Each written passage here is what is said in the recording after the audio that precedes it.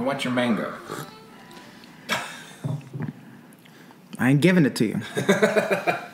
So, we just whipped out an episode very quickly because you had an appointment. That got canceled. So, that's why the last one was on the shorter side. But this one will probably also be on the shorter side because we intended to cover a few topics. But at least that was like the DeSantis Disney thing. And so there's two things that we can cover here. I don't know if you want to talk about the trial. Because there wasn't much to go off of yesterday other than the fact that everything's pretty flimsy.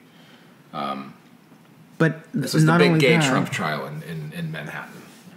Not only is it flimsy, there's parts of it that that guy, the district attorney, didn't even disclose. So there are certain charges that,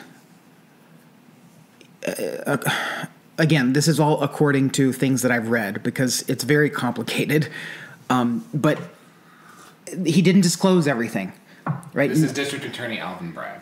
Right. So in the indictment, it was... So there was some... He mentioned some kind of felony charge... Right. That they never actually said what the charge was. But the part that... Well, they revealed all their charges. I don't think they can bring and buy extra ones about extra ones at this stage.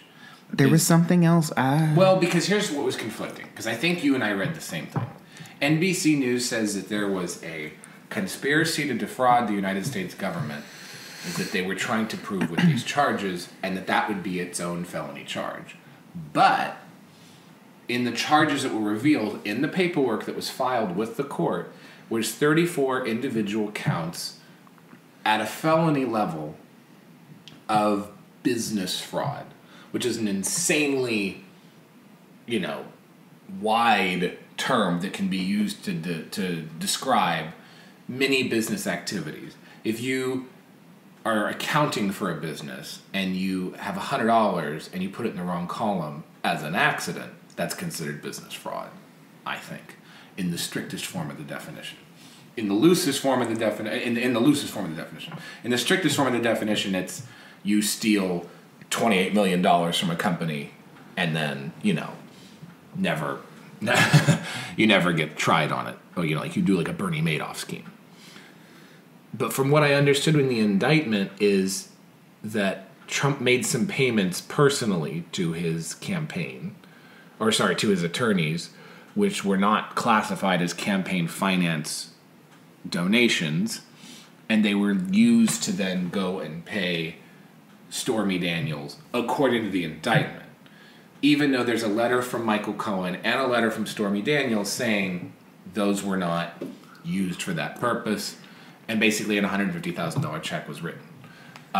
So what should have just been one count of just $150,000 got written up as 34 separate counts, which is stupid because you have to prove each of those.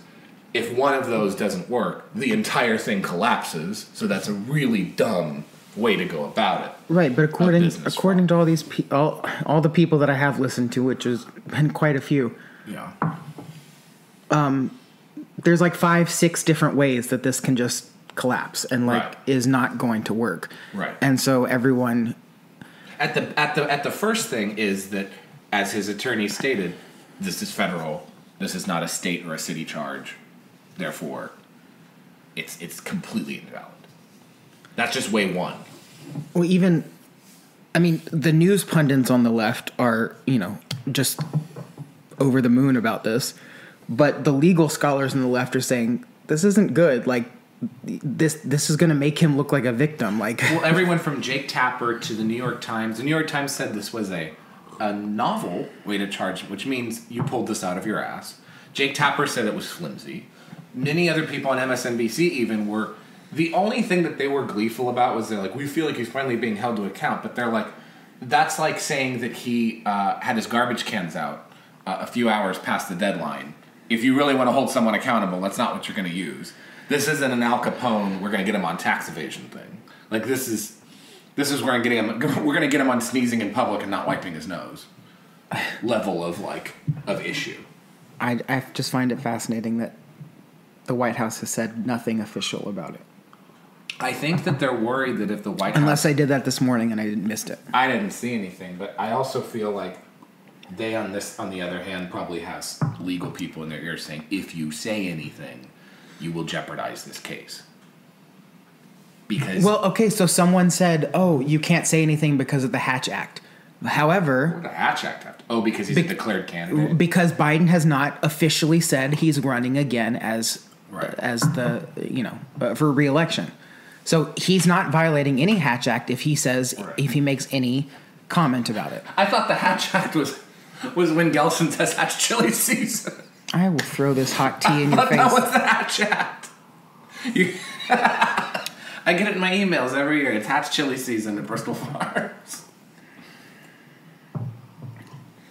That's in the fall. Well, we're not there yet then. He's not violating the Hatch Act. Because right now, the only declared candidates, I think, are on the right. You have Trump, Nikki Haley, LOL, Asa Hutchinson, LOL. I didn't know that. I didn't know he formally. I think this is asamentum. Like, this is really like,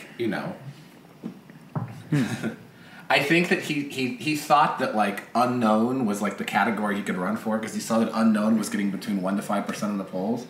So why not? Why not throw your hat in the ring? Like the old Ruth Buzzy Why not waste your money? Right. Well, no, because you make money off of it. He's not using his own money. You make money off it because you're like, I was a presidential candidate, and you can up your speaking. You can up your cameo another $3 per cameo if you say you were president. Oh God! Just wait till we have cameo options. Oh, I can't wait. Pay us 10 cents. Well, it's like the old Ruth Buzzy line where she said, I'm going to run for president. I'm throwing my hat in my ring. I actually don't want to run for president. I just want to trip people with my hat. But on the left, you have, as far as declared candidates go, Marianne Williamson, and that's it. I was about to say, I think that's it I don't think because there's anybody else. Everyone's waiting for him to say if he's running again or not. But they've given by every. I mean, okay, we have to basically act like he's running unless Right. Well, he's made every intention of saying. He's intentionally said, or maybe his speechwriters have intentionally said that he plans on doing it, but has said nothing right, official. Because as soon as you say you are, there's like a weird campaign finance thing or something. Right. It's like as soon as you say you are, then you have And then I think they even pushed Kamala to be like, just say that if he's running again, you're running with him, because she said that, but like she never actually said I'm running. Right. It is what it is. But she said the wheels on the bus go round and round. Don't you love it? A big yellow bus. Who doesn't love a big yellow bus? With a big Venn diagram painted on the side. I want Kamala's pills. Oh God. I want whatever she takes. Like, I love how they said this woman just goes and gets her hair done and she's unserious. All day long. All day long. So you have alleged that Kamala takes pills. But not the chastened pills. Hold on. I was getting there. Not the red there. pill. You step on my joke. No, you didn't. No, you're alleging that Kamala takes pills. We all allege and probably know at this point that Nancy drinks like 3 handles of vodka a day. The only lie that Alexandra Pelosi has ever told, and she's always a truth teller, is she said, my mother doesn't drink. That's the biggest bullshit that she's ever tried to pull. The biggest bullshit ever. And so now we're alleging, or you have alleged, that Chasen does both. He takes pills and drinks white wine. I don't know what the fuck he's on, but I don't know if he mixes his prep incorrectly. Thank God he's been out of the limelight for a couple weeks now. Well, there's nothing that he can do when your husband is so incompetent that you have trains derailing all over the country that no one can get a flight on time. You go hide too. He's tired. He's breastfeeding. And dealing with like 3 nannies probably. Yes. So back to the Trump trial. Sorry. No mugshot, which the left lost and the right lost. In that, you just saw a couple pictures of him frowning in a courtroom. Big fucking deal. And he went and did a fun speech last night at Mar-a-Lago, and everyone moved along. I'll say those pictures. He looked pretty good. Okay. For his age? There was a rumor that he weighed in at 270 pounds, which I don't think is correct. But if you saw the pictures of him walking in, he has gotten noticeably slimmer. I'm pretty sure that Trump is on Ozempic. So if we're going to be making allegations, I think that Kyle Richards shared her Ozempic prescription with Trump. Why are you throwing her name in this? I don't know. I have nothing to lose at this point. I want my libel to counter my libel. I'm gonna have counter libel allegations. As the Nene Leakes clip that I love goes around Twitter. Why I get thrown into this? See how this?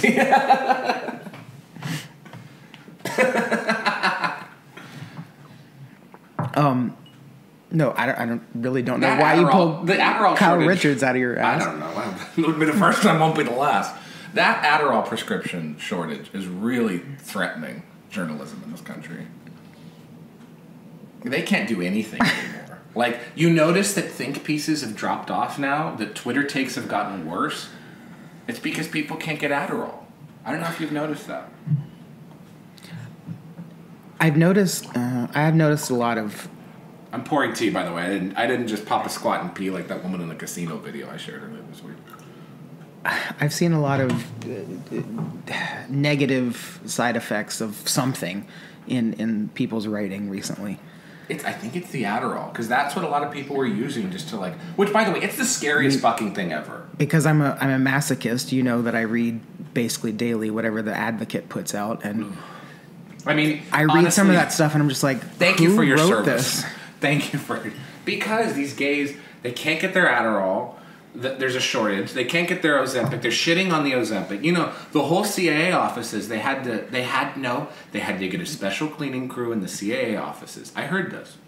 To clean the From toilets. whom? To clean the toilets, the internet. Oh. And they had to get a special crew in the CAA office to clean the toilets because the gays were, quote, during Oscar season, quote, shitting their brains out. They damaged the plumbing in the CAA building because the gays were mixing iced coffee, Ozempic, and Prep. First thing in the morning. Can you define CAA? Creative Artists Agency. Thank you. What is this? Not for me, for them, Oh, okay. because I kept hearing CIA, and I'm like, that's not what he's saying, right? And then I heard CAA, and I'm like, oh. I'm more scared of CAA than the CIA. Like, the CAA is more powerful in this town than any three-letter intelligence agency could ever be. If you get on their bad side, well, you go to William Morris across the street. If you get on their bad side, it's over. Forget it. You're doing college films till the end of time. That'll be your future. Who is Dylan Mulvaney's agent? Oh, God. This person, okay, so that's enough of the Trump trial, big deal, we don't have any more updates. But this Dylan Mulvaney person, someone said on Twitter today that they were like, I feel like this is a Jared Fogle situation in the making. Like, you want to talk about somebody who's about to be clapped soon. I find it fascinating, and I never thought about it before. This person is claiming, you know, what?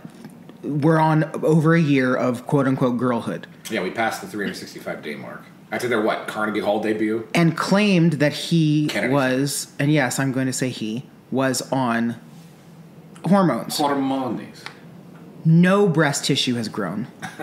No discernible facial features have changed. No, it's just a fucked up looking dude. No, he looks the exact same, because you've seen those pictures of, or the video of like when he was on Price is Right, you know, jumping up and down like a stupid faggot. He looks like a bad Heather Dubrow drag queen. No, why would you ever slander her like that or libel her or That's whatever? why I said bad. I slibbled. Anyway, He thinks he is going to drop me. he knew he'd get a reaction out of me for that. Asshole. Well, look, no, but I want to be very clear. He is attempting to look like, in his quote girlhood, he is attempting to look like a middle-aged woman who acts like a young girl. That's weird. So I say that, but it's also like, it's a weird angle that's going on. And hasn't actually, I don't think, taken hormones. Actually, to be fair, he looks more like he could be one of the Shapiro sisters. Like, not the one with the big tits. Abby got all the tits, he got none of the tits. That's what I see. There are many gays who just have a feminine look. Right. And usually that comes with a feminine, voice, acting. That is hormonal. I understand that. That's life. That's reality. It's biology. Scientific proof. But once you start taking hormones, some of that stuff might stay the same. I didn't know. But other things might start or should start changing. Vocal. And nothing has changed on this person. Breast, you get a little full And around the hips. I'm angry that I didn't realize it until someone pointed out. I'm like, these are side by side, photos and videos. He looks nothing. Well, the giveaway, no different. The joke is that now with in the increasing sponsorship fiasco, now Nike sent him some sports bras or something like that. But it just looks like you or I went to the juniors section at Target and got like a tank top. Like it's really upsetting. I have bigger tits than Dylan Mulvaney does. And I don't mean to shit on Hassan people. Piker has bigger tits than Dylan Mulvaney does. I like to shit on people, but in this case, I'm not trying to shit on people because there are actual people who do go through hormone therapy, right, who, claim they're trans, and that's fine, and they've documented on social media, Right. And after 3 months, not even a full year, after 3 months, there's noticeable difference. Oh, yeah, there's one that has a huge rack. That was and in this, West Hollywood. This asshole just looks the same. The stick figure with a bad wig on. That bad Party City wig on. Her name is Tara Reid. What's wrong with you? Speaking of people who've been dropped by CAA. I don't know what the final goal is with this, because the Bud Light can thing was when I thought... Someone also posted on Twitter and said, I feel like there's something wrong here. Like, he printed the Bud Light cans himself. And then, basically, forces Bud Light's hand to be or, writes a letter on, Nike letterhead. And they're like, thank you for the sports bras. And they can't say no. So they're like, you're welcome. And moving it along. But no one can get Nike and the Plaza Hotel and Bud Light all in one weekend. No one should be endorsed by all those organizations. No one in history has ever been endorsed by all those organizations within 48 hours. There's a concerted effort, and it's conceited too. It's a conceited effort too, to force this man thing into everyone's. Even someone who wins the Super Bowl or becomes president or gets an Oscar doesn't get endorsements that fast. There's something afoot. And of course, some insane theater gay from the Book of Mormon is the recipient of this. And it's very, I don't know, I think it's creepy. It's very strange. It is strange, but it's strange not in a curiosity way. It's strange in there's something bad going on here. I sense something, there's something evil going on. I just love that my president went after Here we go. Bud Light on Twitter. Here we go. Your woke beer will not be consumed by this gullet.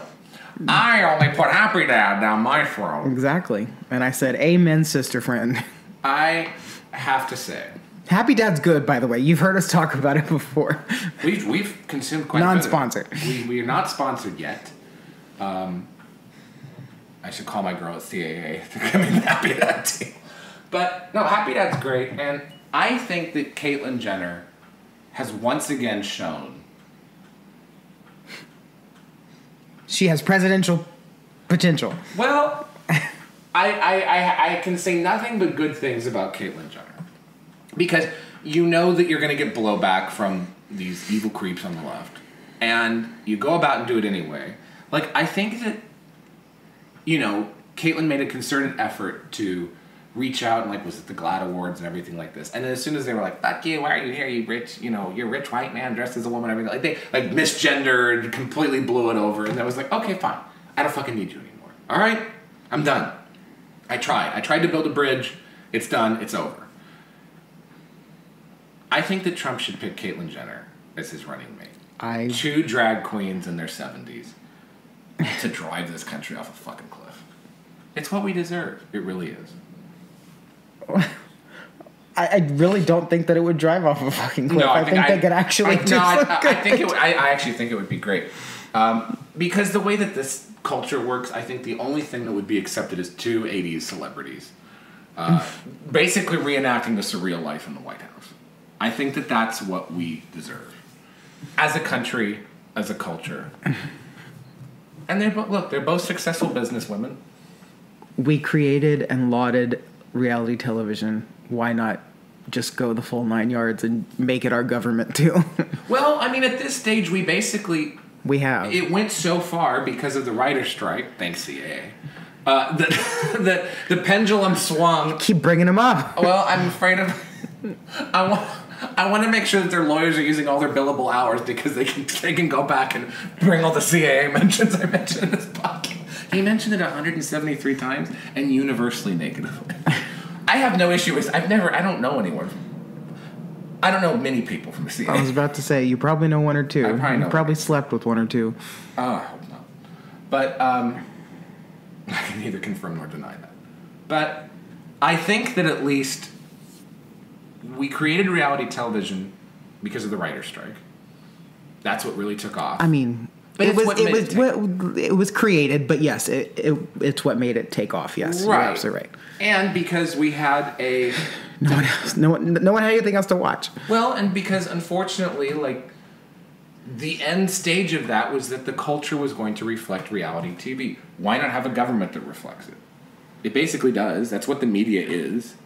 It's what the media has become, and that's why boomers are so just fit to be tied about, and why probably a lot of these boomers voted for Biden even though they don't agree with him politically and all the shit that's going on. They're like, but I can't vote for, I don't want to see the country that I grew up and loved and some of them fought for in wars become reality television. Like they're railing against that. But they will not go quiet into that dark night. I can tell. But the country, you're just gonna smother them. The country you grew up in was the first generation to grow up with television. Television was going to affect your life. It affected the Kennedy election. It affected so many aspects of that generation. The natural progression is that eventually the country becomes television. Now, in this generation, we have phones. The country is becoming smartphones. It's becoming apps. It's becoming TikTok clips. You see political people there, like opening a beer in their kitchen. That's his house. What do you mean? The Elizabeth Warren thing is still the best. The Trump said, but that's where it's going, and that brings me on to my next topic: phones and why it's killing our youth. 2 interactions today from the phone generation that was really disturbing. The first one is. And you had a similar one, by the way, so I'll say mine and then you can say yours. Well, mine's very similar to yours, so it's basically the same story. It might even be the same twink, I don't know. We're at the gym, doing the tricep pulls, whatever, okay, on the machine, and I'm like, okay, I'm going to push to at least 6 sets. If I can get 6 sets in, because that's how you I'm good. Normally you do 3, sometimes you can push to 4. I was like, I'll do 6 because I'm not doing many exercises today, but let's see how I can do. By the 3rd or 4th, I think it was maybe right before the 4th, I see this young kid, like early 20s, come and stand by not by necessarily, he's about at least 12 feet away from me. And he's on his phone and looking down, but his body is pointed my direction. And I'm sitting here and I'm looking. And every 30 seconds looks up at you. Well, it's like he's looking at me and looking at the machine and then looking down immediately and texting. And looking and texting and looking and texting. And he has this weird, like, Sea Org shirt on or something like that, which I'm like, great, now Scientology is going to come after me. So I look what I've done. But he's just sitting there texting, and I'm like, okay, maybe he's taking a break, whatever, he's waiting for his phone. So I do him a 4 set. I look around. He's not moved. And I'm like, okay. So I respond to a message on my phone. I'm back doing the exercise. I do my 5th set. I look. He's still there. He's not fucking moved. And I'm like, okay, is there something, like, there's another tricep pull on the other side. There's 2 more behind me. There's plenty of them in the gym. What does he want? What do you want from me? And he has not said one word, not made one indication, no facial language, anything, just a blank face staring at you. And I'll write your name. And so then I do the final set, and I'm standing there because I was about to maybe just push in one more, then you walked away, and you were like, okay, let's, I'm done. And I was like, okay, I'm done too. And he looks at me, he's like, oh, and then just walks over to the machine to start doing it. And I'm like, this is the second time this has happened in the gym now. Not with him, but with somebody else of that generation. And I'm like, you couldn't have just said, hey, how many sets do you have left? Could I hop in? Or are you like, is it your last one or something like that? And then I could communicate back like a human.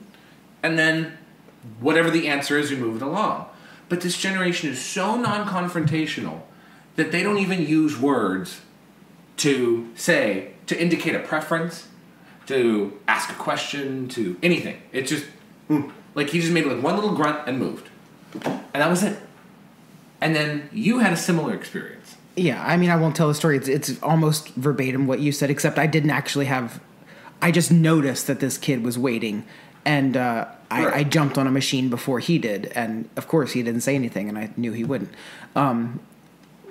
But I'm sure you've noticed that, yes, these are anecdotes, but it's a lot bigger than that, because have you noticed who goes to the self-checkout? Yes, okay, everyone likes, like at the grocery store, everyone likes a self-checkout if you have like 2 items, like it's really easy, boom, boom, boom, Right. you're out. It's supposed to be a glorified express lane. But who goes up with like a full basket or, whatever to the self-checkout?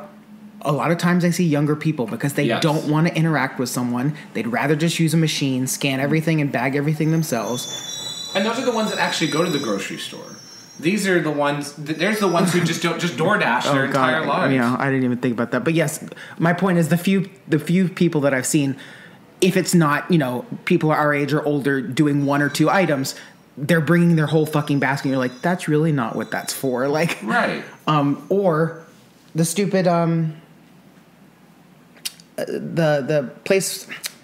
Like in McDonald's, like if you go to like a McDonald's, the kiosk now, so they still have the 1 or 2 people at the counter which I prefer to do, and most people will still walk up to them. But now they have this kiosk, and the people who are 20 and younger will walk right up to those machines.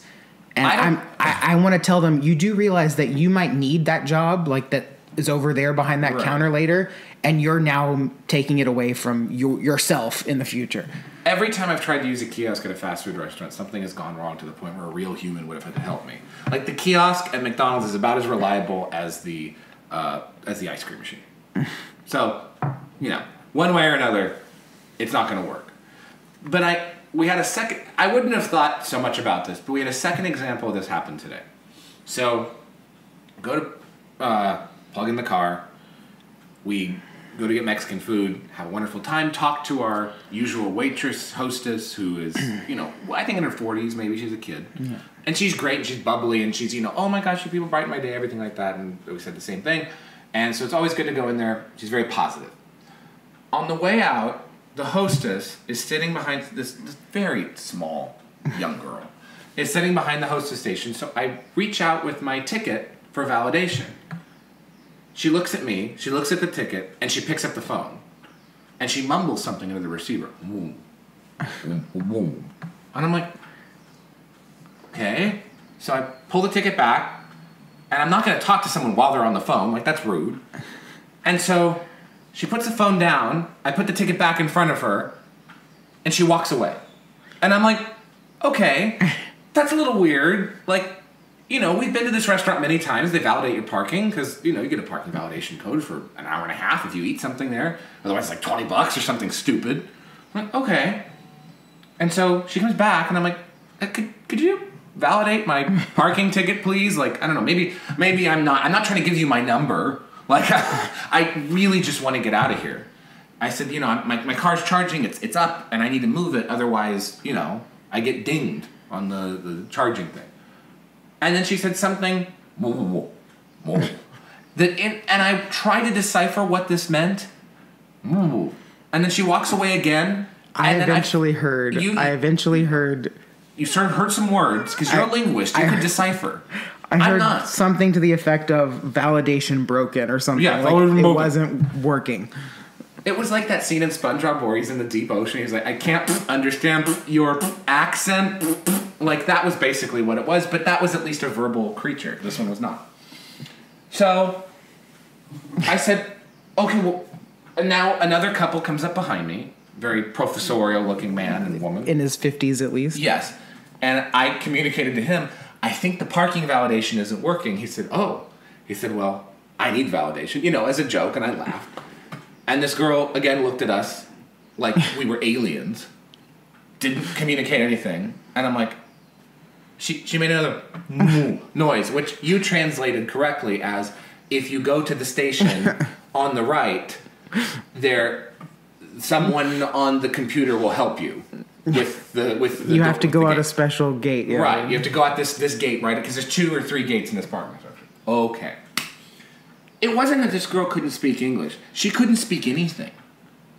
She was just mute or something. And she was sitting at a hostess stand. At a hostess, which is kind of the worst job for that. Like, if you don't like talking to people, don't get a job as a hostess. Like, it's kind of the one thing you have to do. So... And now that I'm thinking back on it, you notice, because we sat ourselves in the bar area. Yes. She wasn't there when we walked in. I don't know what she was doing. She was around the corner, so I just went into the bar and sat myself, because I know this place. What are they going to do, throw me out? Like, you know. Well, the bar's open seating. The bar's open, and we know can the do bartender, that. But so the yeah. point is... The point is... She was not at her station. She was not greeting people. She was not doing her job.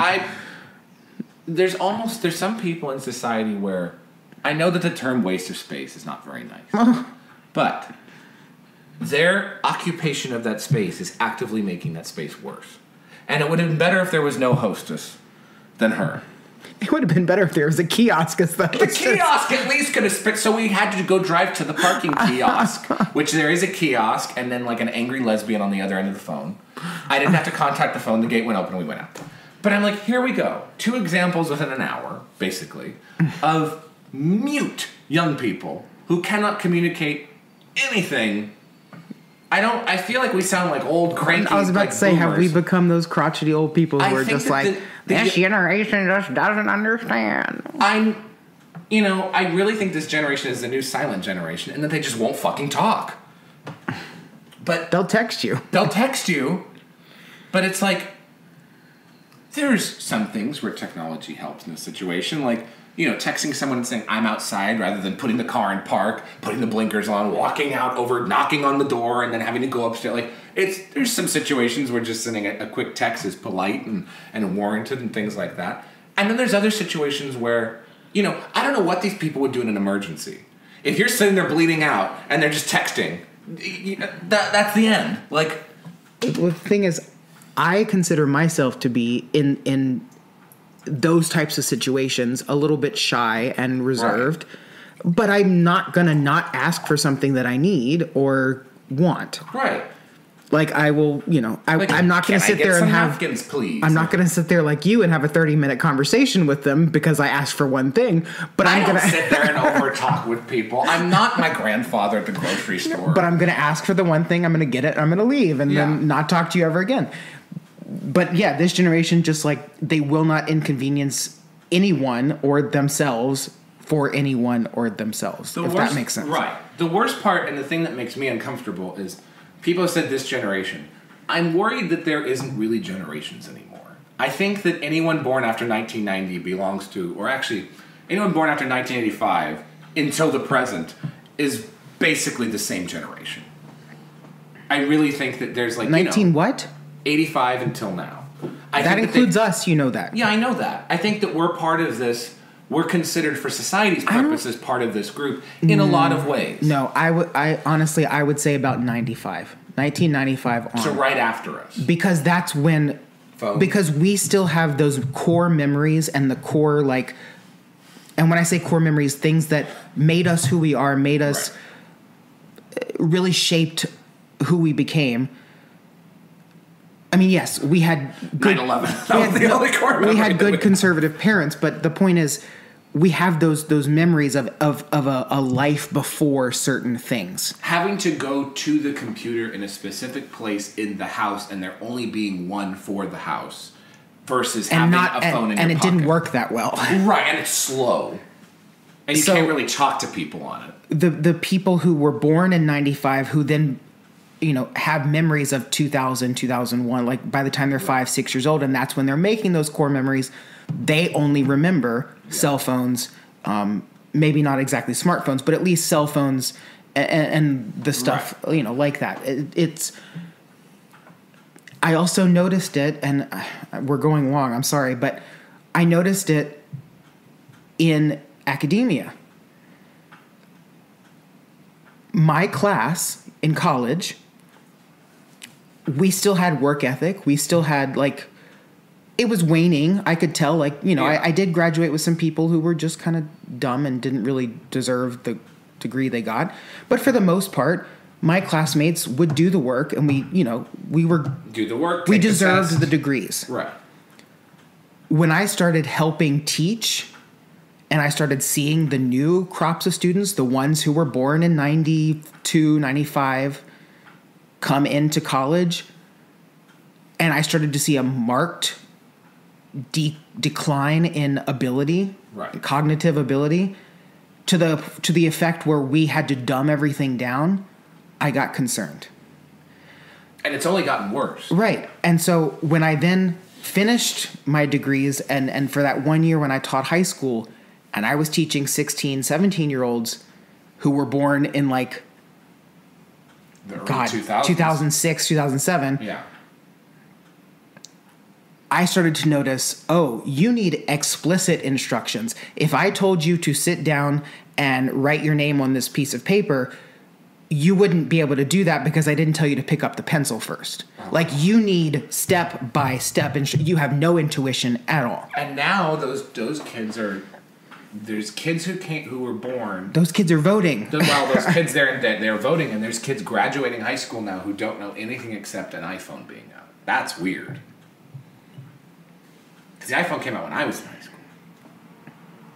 Ugh. I had the first iPhone ever, like the first generation iPhone ever. Me too.